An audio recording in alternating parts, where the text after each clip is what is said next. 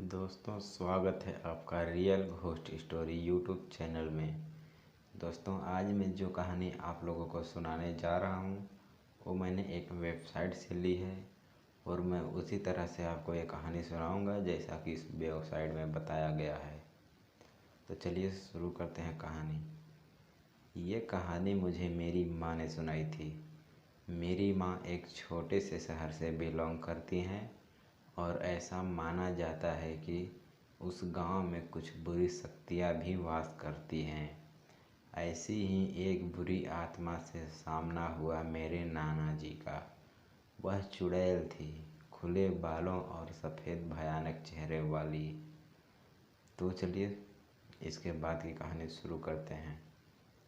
ठंड का समय था। शहर में घना कोहरा छाया हुआ था।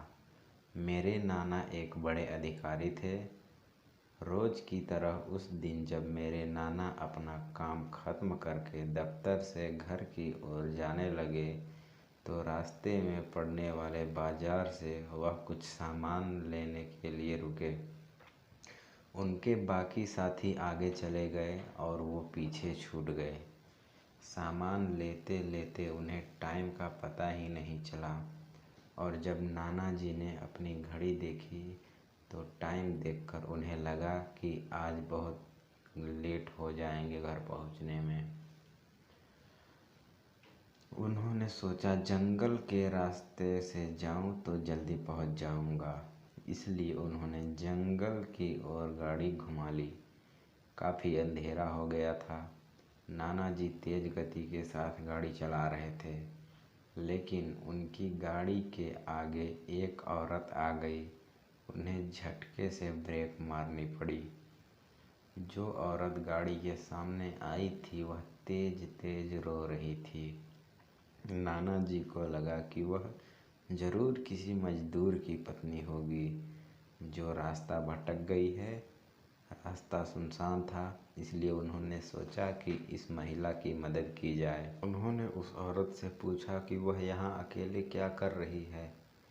उसने कोई जवाब नहीं दिया और ज़ोर ज़ोर से रोने लगी।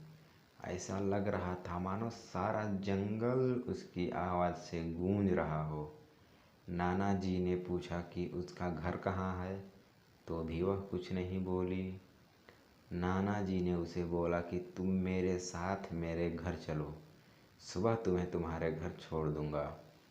वह नाना जी के साथ चलने के लिए तैयार हो गई और गाड़ी के पीछे वाली सीट पर बैठ गई।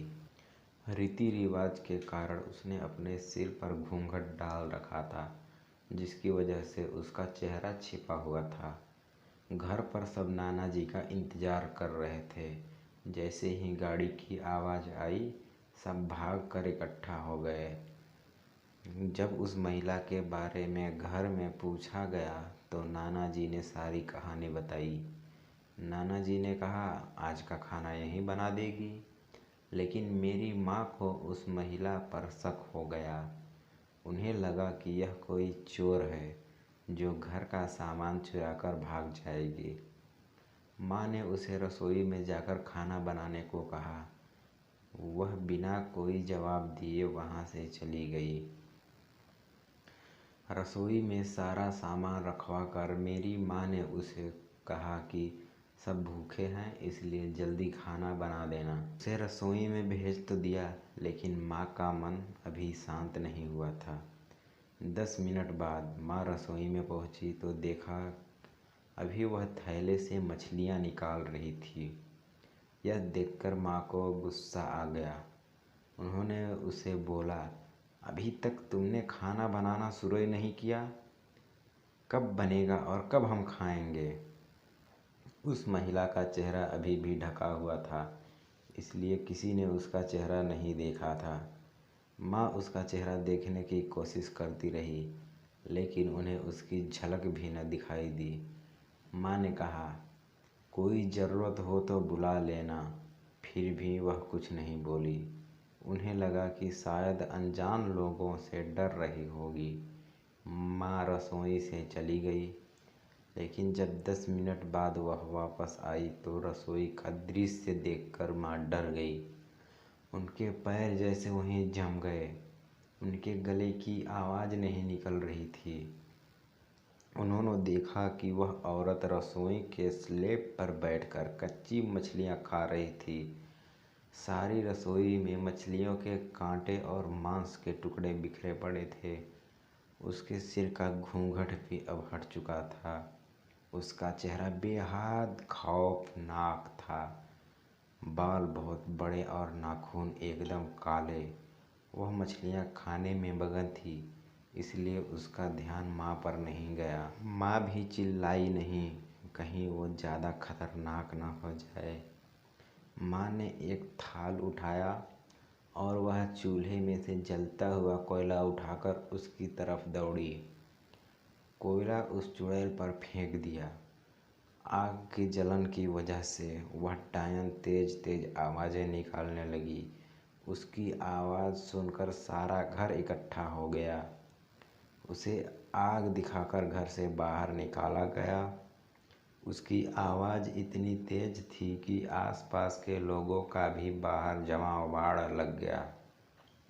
वह डायन लोगों की भीड़ को हटाते हुए जंगल की तरफ दौड़ी। सारे लोग डर के मारे कांप रहे थे और मेरी माँ की हिम्मत की दाद दे रहे थे कि अगर उन्होंने सही समय पर कोयले से उस डायन को न भगाया होता तो पता न आज क्या हो जाता। दोस्तों, ये थी कहानी जो कि मुझे नहीं पता कितनी सच्ची और कितनी झूठी है। अगर आप लोगों को पसंद आई हो तो लाइक कीजिए, कमेंट बॉक्स में बताइए जो भी कमियां हों। धन्यवाद।